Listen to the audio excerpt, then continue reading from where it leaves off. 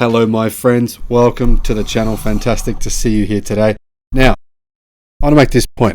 There's a lot of nonsense about EVs, the cost, the environmental cost to manufacture one and to run one versus the environmental cost of an ICE vehicle.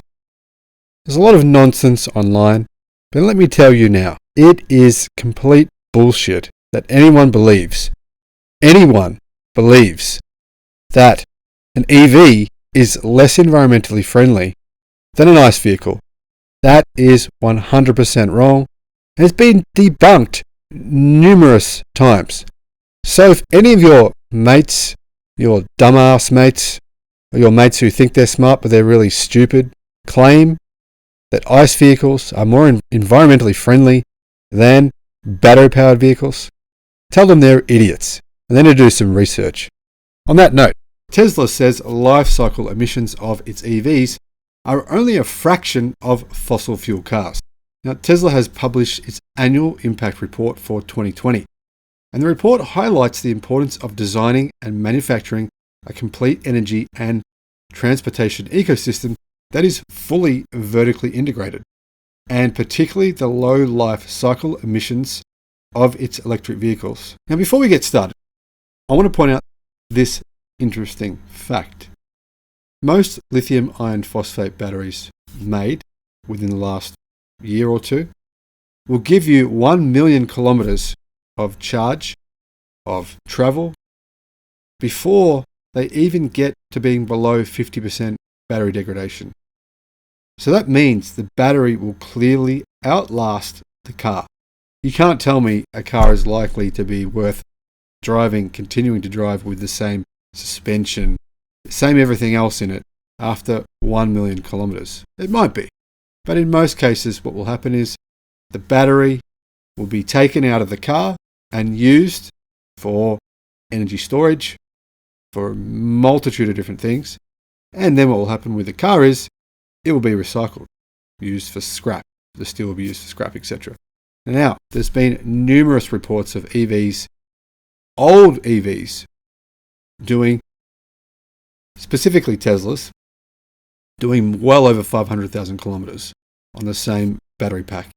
Those reports are not going to become reports anymore in the future. They will just become the standard and the norm. The same goes for BYD, batteries powered by CATL, cars powered by CATL lithium iron phosphate batteries, and in fact, probably all modern batteries after probably the year 2022. So, we've already established the fact batteries and battery electric cars have enormous use, whereas the average ICE car lasts for how long? 300,000 kilometers at best. At best, remember there's so many bombs on the road. The average ICE vehicle at that time, when it's reached 250 plus thousand kilometers, pretty much becomes a heap of junk. Now, according to Tesla's report, Tesla customers helped avoid 5 million metric tons of CO2 equivalent emissions thanks to a range of factors, including the significantly lower life cycle emissions of the company's EVs compared to their internal combustion engine rivals. Tesla says the average ICE vehicle emits 69 tons of CO2 equivalent over its lifetime. 69 tons. But Tesla vehicles are just a fraction of this, particularly if they are ride-sharing and solar charged. Remember, solar has become 89% cheaper over the last decade. More and more people, more and more companies, more and more energy companies are using solar, wind, and batteries to power their entire grids. And that, of course, will continue increasing over the next 20 years to the point where everything will be renewable energy. Now, but even a Model 3 for personal use, charged on the US grid, will deliver 1/3 of the emissions of a mid-sized ICE car, charged on the US grid. Now that's not the future US grid. That's not the US grid in 2022, which will be better, and 2023, which will be even better. That's the current 2019, 2020 US grid. Now in Europe, which has a cleaner grid, the difference is even more profound. Even in China, where much of the country is powered by coal, the gains are still noticeable, if not quite on the same scale. Charging a Tesla Model 3 in any of our major markets is more environmentally friendly than burning gasoline, Tesla says. The gap remains significant even between electric vehicles, according to Tesla's own figures. Tesla claims that its cars can convert electricity into power more efficiently than other equivalent EVs, as highlighted in this chart. Tesla's battery packs, according to the company, are designed to outlast the vehicle. Tesla explains that the average car in the United States gets scrapped after approximately 200,000 miles of usage, which equates to 320,000 kilometers, and around 150,000 miles in Europe. So in Europe, they only last for 241,000 kilometers on average before they are scrapped. Very interesting. But as Tesla point out, a battery that could instead last for 1 million miles, 4,000 charging cycles, would dramatically reduce the emissions per mile driven for high mileage vehicles such as taxis, delivery vans or trucks. And like I said, they can be repurposed after the end of life of the car into battery energy storage, which they already are right now. Look on eBay. Literally thousands and thousands and thousands of Tesla battery packs are being sold on eBay constantly.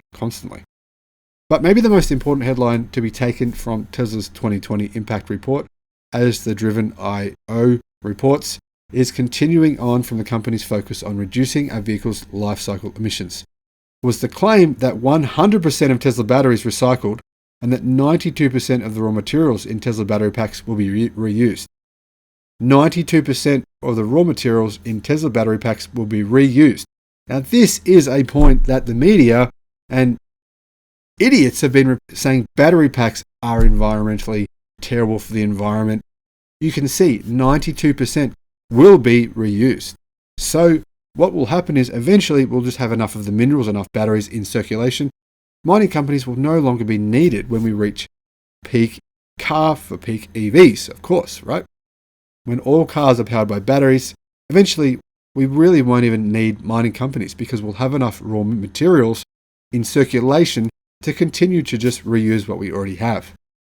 Tesla also used their 2020 impact report to focus in on the development of their supercharger networks. Over 25,000 superchargers have already been deployed across the globe. Insane.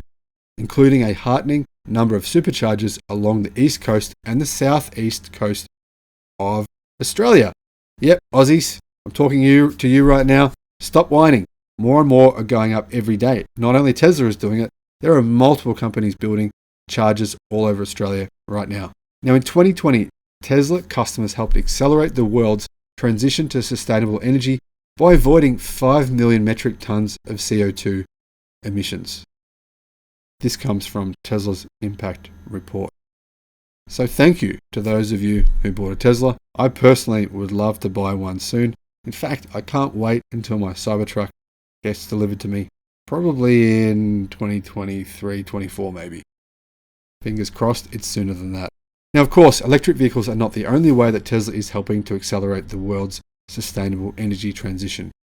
In 2020, according to Tesla, the company sold 3 gigawatt hours worth of energy storage products. That's roughly 25% of the world's 12 gigawatt hour energy storage global market. 25%.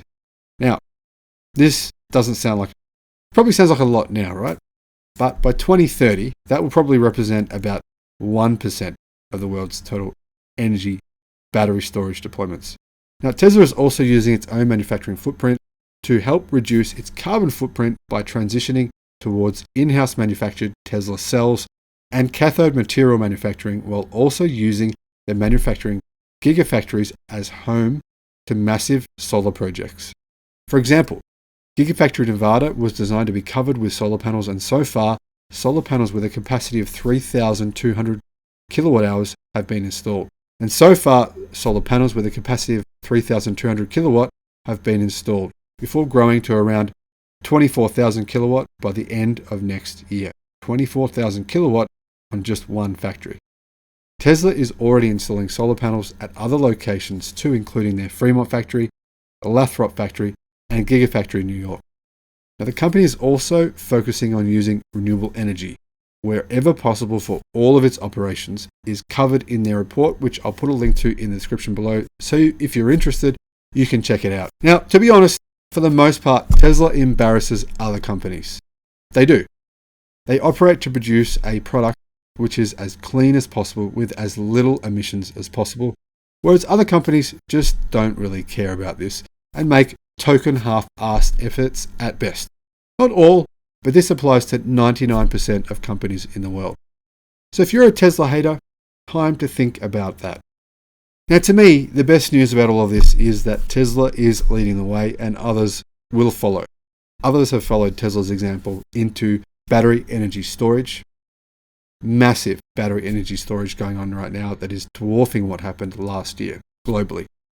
Others have followed Tesla's example into manufacturing EVs. In fact, everyone is. Everyone at least is trying. Some making a half-assed effort because they're scared of going bankrupt. Others making a full 100% effort, which will give them the rewards that they deserve. That is the good news of this report. Thank you for watching. I'll see you on the next one. Bye-bye.